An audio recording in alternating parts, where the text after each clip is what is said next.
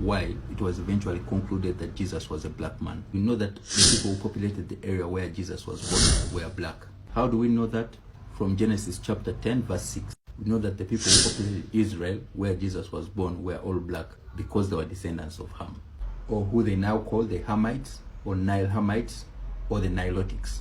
If you look at the genealogy of Jesus in the Bible, in the books of Luke and Matthew, they trace him back to the original man, or Adam, who, according to scientific studies by Gregor Mendel, Professor Leakey, and other geologists, they concluded that Adam was a black man. And in fact, according to UNESCO, Volume 2, General History of Africa, they wrote, and I quote, "More than 150,000 years ago, beings morphologically identical to the man of today were living in the areas of the Great Lakes region, at the foothills of the mountains of the moon, at the source of the Nile, and nowhere else." Still from the Bible.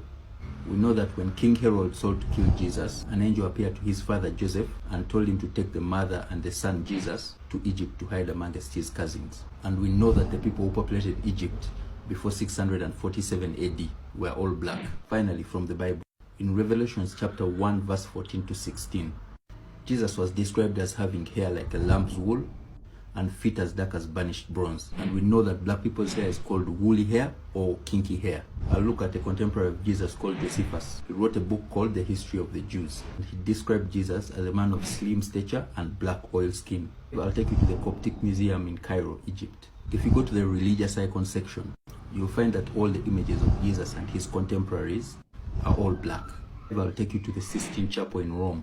We know that Pope Julius II is the one who commissioned the repainting of the Sistine Chapel in the 16th century. And the artist who did the job was Michelangelo. Now what Michelangelo did was to repaint all the images from black to white. And it's actually said he used his family members to pose as he drew the art. Finally, still in Rome, Italy, I'll point you to the Black Madonna, which is the oldest image of Jesus and Mary that dominates the Catholic Church in Rome. All the popes pray to an image of Jesus and Mary who are black.